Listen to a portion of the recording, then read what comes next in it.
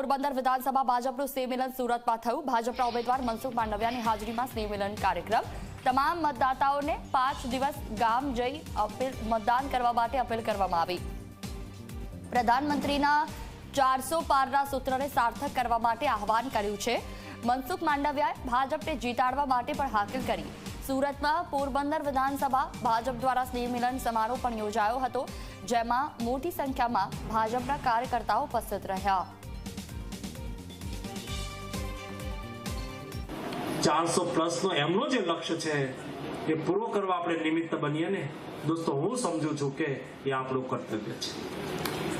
એ કર્તવ્ય અદા કરવા માટે થઈને આપણે સૌ આપણા 5 દિવસ આપીએ, એ વિનંતી કરવા માટે થઈને, એ આગ્રહ કરવા માટે થઈને આપ સૌને મેં મળવાનું નક્કી કર્યું હતું।